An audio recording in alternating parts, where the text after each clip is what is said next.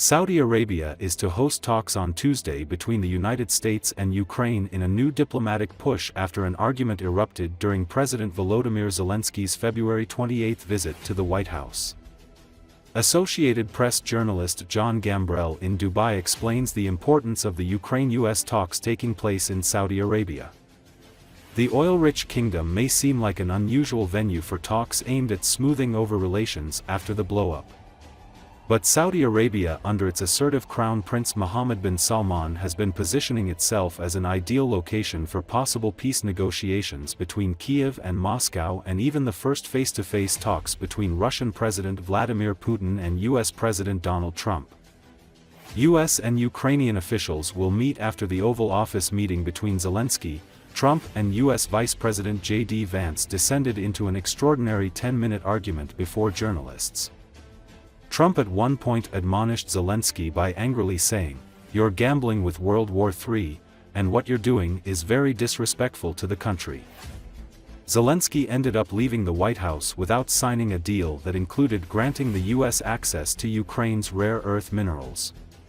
Kiev hoped that deal would ensure the continued flow of U.S. military support that Ukraine urgently needs as it battles Russia in the war that began after Moscow's full-scale invasion in February 2022.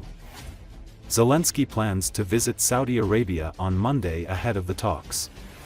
He earlier delayed a trip to the kingdom after traveling to the neighboring United Arab Emirates, which also has been considered as a possible venue for peace talks between Kiev and Moscow. U.S. Secretary of State Marco Rubio will lead the American team for the Ukrainian talks and meet with Prince Mohammed. Since assuming power in Saudi Arabia, Prince Mohammed took an aggressive posture both at home and abroad. Saudi Arabia is going to host a key meeting between the Ukrainians and the Americans over the ongoing Russian war on that country, and both those two countries as well as Saudi Arabia are looking to really come out ahead from these talks. First, the Ukrainians. They are trying to recover after that disastrous meeting that President Volodymyr Zelensky had in the Oval Office last month that descended into an argument between him, President Donald Trump, and Vice President JD Vance. They're looking to sign, likely in the coming weeks, a rare earths mineral deal that the Trump administration had sought, and the Ukrainians are likely really hoping to turn back on American military aid as well as American intelligence sharing to counter the Russians. For the Americans, they want to push forward with what Donald Trump wants, which is this peace deal, these peace talks between him and Russian President Vladimir Putin. Now, so far, Trump has been really conciliatory towards Putin. That's raised the concerns of Europeans who are increasing their defense spending. But Trump as well in the last couple of days has threatened the Russians with new economic sanctions. Finally, Saudi Arabia wants something from these talks too. They're trying to cement their relationship with Donald Trump, who's been really critical of the OPEC Plus oil cartel over the recent weeks. Meanwhile, Crown Prince Mohammed bin Salman, who's overseeing these talks, is hoping to raise his own profile as well. Back in 2018, his international image collapsed over the killing of Washington Post columnist Jamal Khashoggi in the Saudi consulate in Istanbul. American intelligence agencies believe that the Crown Prince gave the order for that killing, but as of right now, the Crown Prince has been trying to push forward with peace deals to try to raise his profile. He's reached a détente with Iran. He has tried to end the Yemen war that he started back in 2015, but hosting these talks successfully and potentially hosting a Trump-Putin meeting would just elevate his profile even more. So all sides are looking to gain something from these talks, but it just remains unclear who's going to go home with what they wanted. Collective Security Treaty Organization Secretary General and former senior Kazakh official Imangali Tasmagambetov said the STO is ready to offer Russia assistance if European military contingents are sent to Ukraine. In an interview with the Russian newspaper Izvestia, Tasmagambetov echoed some of the Kremlin's anti-NATO narratives. Tasmagambetov said, in particular, that NATO's activity after Sweden and Finland joined the alliance cannot but cause concern, since we are talking about increasing the line of frontal contact between the zones of responsibility of two military political alliances, NATO and the CSTO.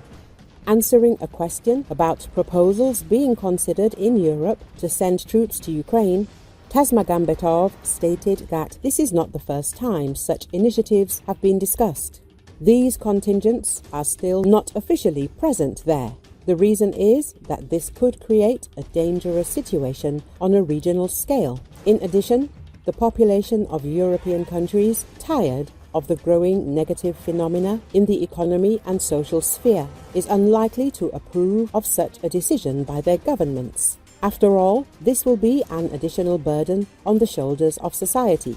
Even if these contingents are not involved in offensive operations, but will, for example, perform police or observation functions, the CSTO Secretary General said.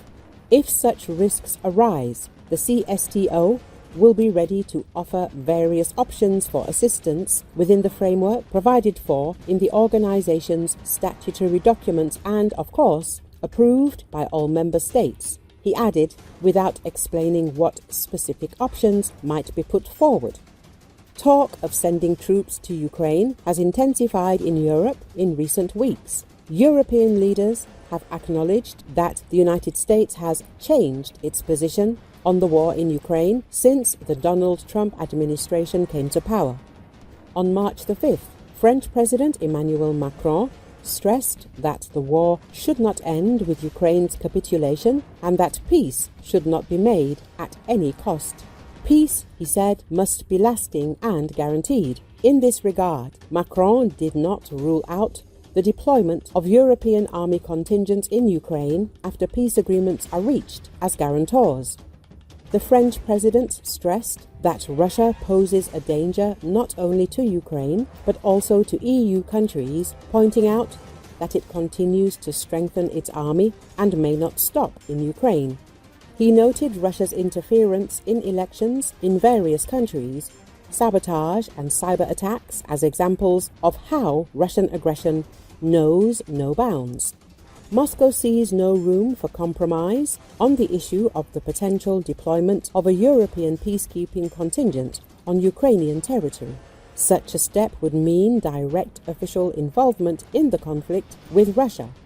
Russian Foreign Minister Sergei Lavrov said, "We will categorically not observe such actions. This would mean, I want to say again, not the allegedly hybrid but the direct, official, undisguised involvement of NATO countries in the war against the Russian Federation. This cannot be allowed," Lavrov said.